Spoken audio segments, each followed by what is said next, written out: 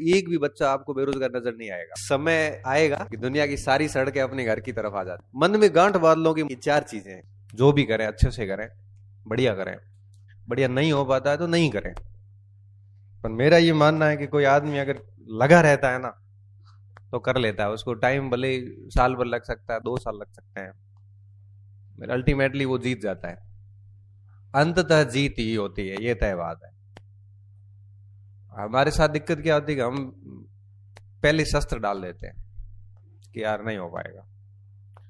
बाकी अगर रास्ता सही हो, आपका टारगेट फिक्स हो, आपकी सामग्री तय हो, आप इतने मजबूत हो कि आपको कोई भी आके भटका नहीं सके, और फिर आप डेडिकेटेड हो के सच में ईमानदारी से मेहनत कर रहे हो, तो मैं आपको लिख के दे सकता हूं स्टाम्प पेपर पे, आपको बहुत अधिक समय तक बेरोजगार कोई नहीं रख सकता। अब भले ही आप ये कह सकते हो कि सर लाखों फॉर्म आते हैं, लेने तो सैकड़ों है, बाकी तो फैल ही होंगे। आप ये कह सकते हो, ये एक बहाना है बढ़िया बचने का। लेकिन उन लाखों में से आप पता करना कितने लोग सीरियसली तैयारी करते हैं। जब आप उन पता करोगे ना तो पता चलेगा, जैसे रीट अपनी होती है, नेगेटिव मार्किंग नहीं है, उसके बावजूद आप देखो क्वालिफाई करने वालों का परसेंटेज कितना है, आपको यही आंकड़ा पता चल जाएगा। मुश्किल से 5 से 7% बच्चे सीरियसली पढ़ते हैं। कंपटीशन असल में उन 5-7% बच्चों का ही है। और वो बच्चे मैं बता रहा हूं उस परीक्षा में नहीं तो दूसरी में लग जाते, वो सारे ही लगते हैं, वो डाइवर्ट हो जाते हैं। कोई एलडीसी लग जाएगा, कोई 4th ग्रेड लग गया, कोई पटवारी बनेगा, कोई ग्राम सेवक बनेगा, कोई 2nd ग्रेड, कोई 1st ग्रेड, ऐसे करते करते 3-4 साल के अंदर उनमें से एक भी बच्चा आपको बेरोजगार नजर नहीं आएगा। फिर क्या है कि एक उदाहरण देके आपको भ्रमित किया जाता है कि 5 लाख बच्चे परीक्षा देंगे, लेने तो 100 है, बाकी तो फैल ही होंगे। तो भाई तैयारी करने वाले भी तो 1000-1500 ही है, और वो 1000-1500 आधे इधर होंगे आधे उधर होंगे, ऐसे करते करते 2-3 साल में वो 1000 में से आपको सिंगल बेरोजगार नहीं दिखेगा, सारे लग जाएंगे, ढंग की जगह लगेंगे।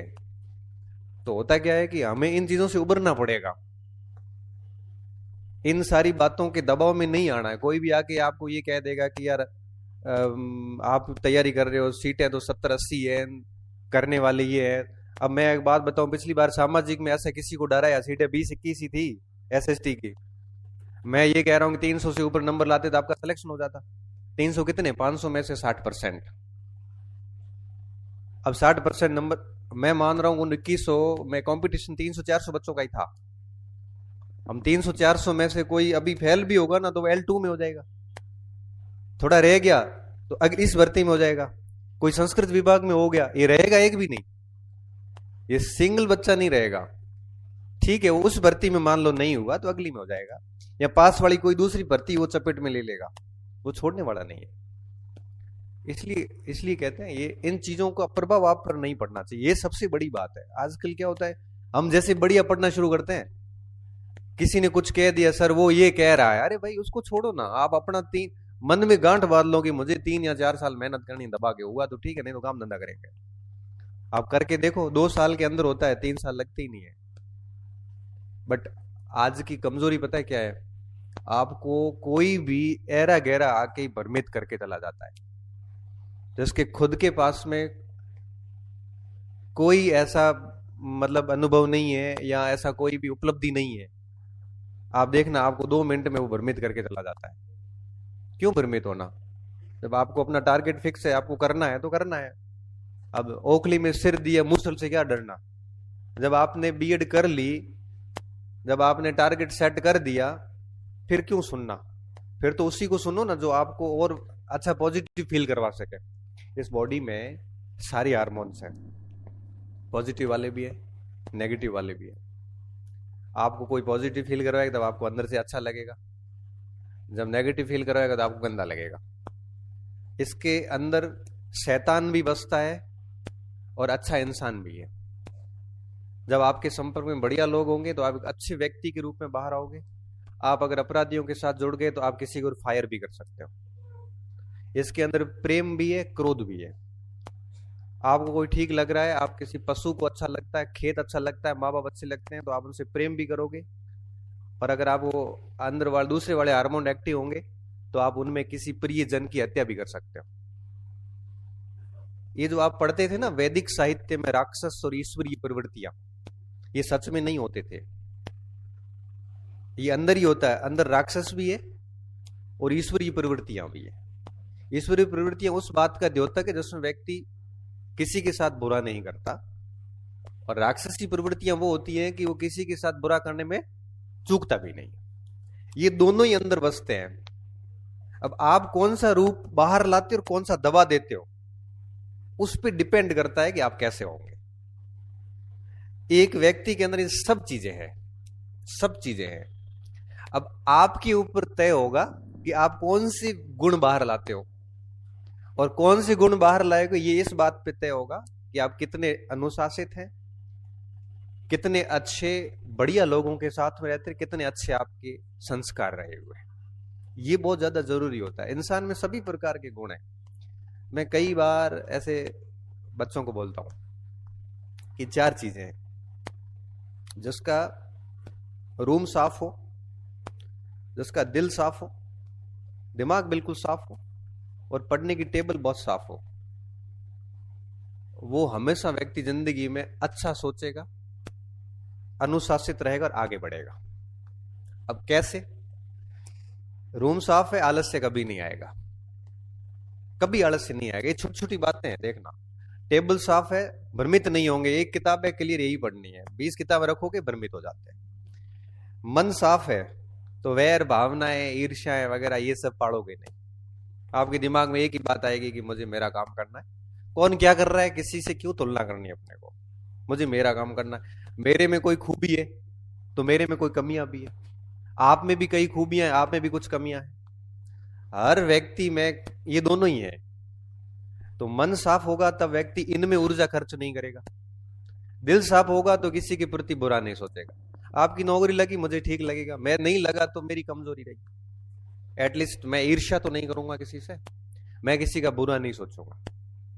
ये 4 चीजें साफ होती है ना, तो उसका कभी भी बुरा नहीं होता, व्यक्ति का बहुत आगे जाता है। बाकी तो क्या है कि आजकल कुंठा, ईर्ष्या वगैरह ये सब इस बात की द्योतक है कि आपका दिल मन साफ नहीं। आप बहुत सारी पुरानी चीजों को डो रहे हो अपने साथ। पुरानी बातों को डोओगे तो खुद पे काम कभी भी नहीं कर पाओगे। मेरी इतनी अच्छी आदत है, मैं आपको बात बताऊं, मैं भूल जाता हूं। मुझे किसने क्या कहा मैं दिमाग में ही नहीं रखता। मुझे किसी ने कड़वा शब्द बोला ना, चुभने वाला, उसके बाद बता मेरी एक्टिविटी क्या होती है, मैं मेरा काम बढ़ा देता हूं। जवाब देंगे, काम से देंगे, अच्छे से देंगे। आप पहले 6 घंटे मेहनत कर रहे थे, अब 8 घंटे करेंगे। समय आएगा, और समय जब आएगा ना, उस दिन सबको एहसास होगा और अपने आप मुंह बंद हो जाते हैं। और हम कई बार पहले डायलॉग मारा करते थे कि दुनिया की सारी सड़कें अपने घर की तरफ आ जाती। पहले लोगों को अपना घर नहीं मिलता है, उसके बाद में सब सड़कें अपनी ओर आ जाती, पता चल जाता है कि उसका घर कहाँ है। ये सब काम करने से बेटा होता है, अदरवाइज नहीं हो पाता। इसलिए कहता हूं ये 4 चीजें बिल्कुल साफ रखिए, बढ़िया काम कीजिए। एक ही जीवन है, बड़ा मुश्किल से मिलता है, इसको भी अगर अपन फालतू चीजों में बर्बाद करेंगे तो जीवन के अंतिम मोड़ पे जाके पश्चाताप ही होगा और कुछ होगा नहीं। देखो पढ़ाई वढ़ाई होती रहती है, सबसे बड़ी चीज है ह्यूमन बिहेवियर, आपका व्यवहार कैसा है। कोई भी व्यक्ति आपसे बात करके उसको अच्छा लग रहा है कि बुरा लग रहा है, आपकी छवि कैसी है। और छवि बनाने में ऐसी नहीं बनती है, छवि नौकरी से नहीं बनती है। छवि बनाने में बहुत सैक्रिफाइस करने पड़ते हैं, त्याग करने पड़ते हैं। अगर आप मुझे जानते हो तो डेफिनेटली ज्ञान के कारण कम जानते हैं, या ऐसा जानते हैं कि इस व्यक्ति की इमेज अच्छी है। क्यों अच्छी है अब ये मुझे भी नहीं पता कि क्यों अच्छी है, पर मैं इतना मानता हूं कि मैंने किसी का आज दिन तक बुरा नहीं किया, ना मैं किसी का बुरा सोचता हूं। मैं मेरे काम पे ध्यान देता हूं, शायद यही बात है कि बच्चों को वो बात अच्छी लगती है। और यही कारण होगा कि इन्हीं चीजों से इमेज बनती है। बाकी इमेज बनाने के लिए आप कोई बड़े प्रयास करने की जरूरत नहीं होती, छोटी छोटी बातों का ध्यान रखना होता है। मैं आप सबके लिए समान रहता हूँ, पिछले 15 साल से पढ़ा रहा हूँ, आज दिन तक किसी से जाति नहीं पूछी, किसी से धर्म नहीं पूछा, किसी से इनकम नहीं पूछी, किसी को ये नहीं कहा कि तू फेल हुआ है कि पास हुआ है। सब प्रकार के बच्चे आते मेरे पास, किसी से गरीबी अमीरी भेदभाव मैंने लड़के और लड़कियों से कभी भेदभाव नहीं किया। लड़कियों को सुनाता हूँ मतलब लड़कों